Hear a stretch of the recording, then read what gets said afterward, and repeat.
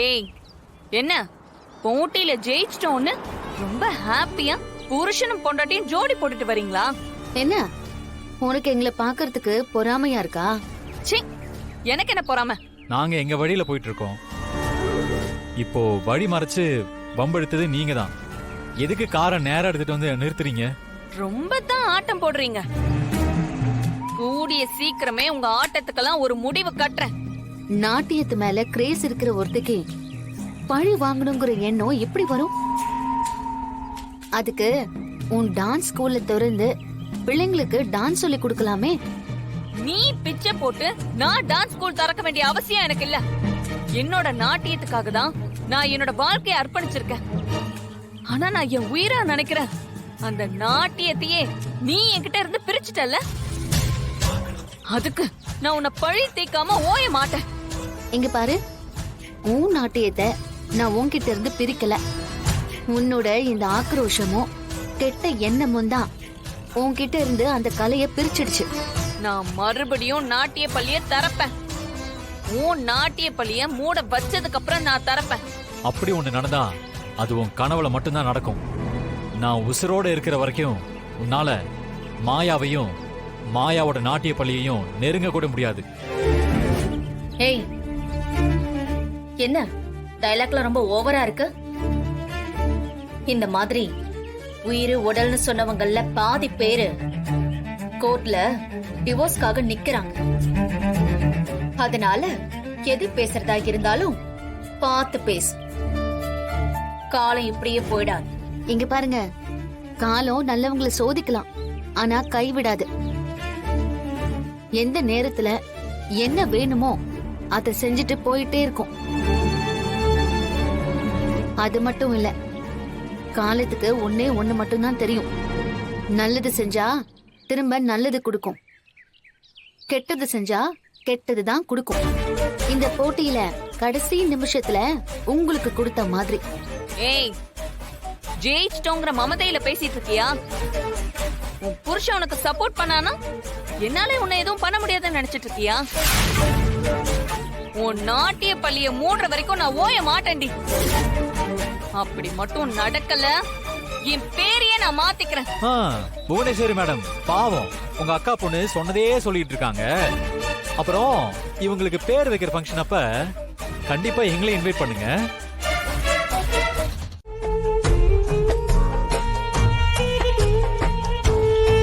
சரி இரு, நான் பாத்துக்கிறேன். அப்போ அந்த சீனுவோட ஆர்டரை நீங்க ஒண்ணும் இல்லாம பண்ண போறீங்க. இந்த புவனாவோட எண்ணத்தை சரியா புரிஞ்சு வச்சிருக்கேன். சரி வச்சுட்டுமா? சரி, நீங்க பார்த்து பண்ணிடுவீங்கன்னு எனக்கு நல்லா தெரியும். சரி ஓகே, வேற எந்த தகவலா இருந்தாலும் எனக்கு உடனே போன் பண்ணு. சரி, நான் வச்சிடுறேன். ஏதோ நம்மளால முடிஞ்சது.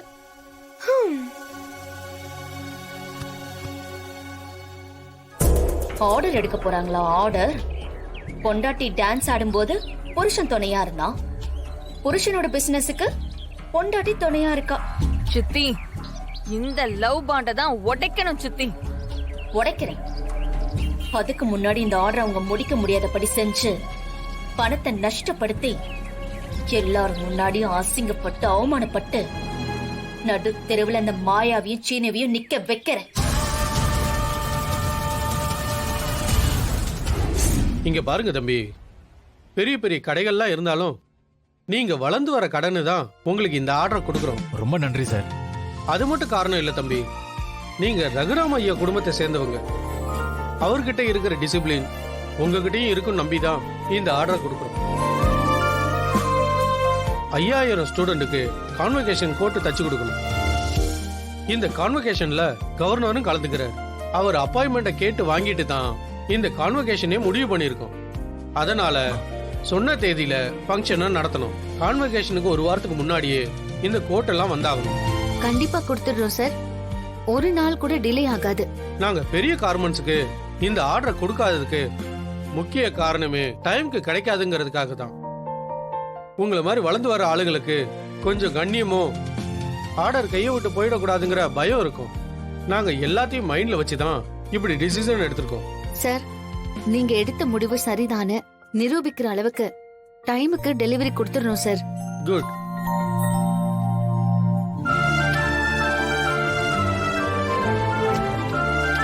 இந்தாங்க, இதுல 25% அட்வான்ஸ் கொடுக்குறோம். அப்புறம் இந்த அக்ரிமெண்ட்ல ஒரு சைன் பண்ணணும் நீங்க. இந்தாங்க, இதை படிச்சு பார்த்துட்டு கையெழுத்து போட்டு கொடுங்க. சரிங்க சார். நீங்க லேட்டா ஆர்டர் முடிச்சு கொடுக்க கூடாது. அப்படி உங்க சைடுல கொடுக்க லேட் ஆகி கான்வகேஷனுக்கு தடைப்பட்டுச்சுன்னா அதுக்கான மொத்த செலவையும் நீங்க தான் ஏத்துக்கணும். அதுக்கான பணத்தை கண்டிப்பா உங்க வீட்ல இருந்து தான் ரெக்கவர் பண்ண வேண்டியது. அப்படிதான் அந்த அக்ரிமெண்ட்ல போட்டிருக்கு. இதுக்கு சம்மதம்னா இந்த கேஷ் எடுத்துட்டு சைன் பண்ணுங்க. இந்த ரிஸ்கை எங்களால எடுக்க முடியாதுன்னு நினைச்சீங்கன்னா இப்பவே சொல்லிருங்க. அதெல்லாம் ஒண்ணும் இல்ல சார். இந்த மாதிரி பெரிய ஆர்டருக்காக தான் நாங்க வெயிட் பண்ணிட்டு இருக்கோம். அப்படி இருக்கும்போது வர ஆர்டரை எப்படி சார் விட்டுருவோம்? எங்களால கண்டிப்பா நீங்க கேட்ட டேட்ல கொடுத்துட முடியும்னு நம்பிக்கை இருக்கு சார். இந்த ஆர்டரை நாங்க எடுத்து பண்றோம் சார்.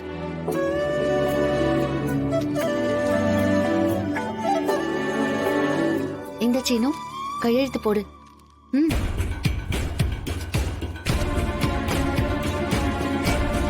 மாயா, அவரே இதுல இருக்கிற ரிஸ்க பத்தி சொன்னார்ல, நம்ம கொஞ்சம் யோசிக்கலாமே. நான் சொல்றேன்ல, கையெழுத்து போடு. கரெக்டா இருக்கும்.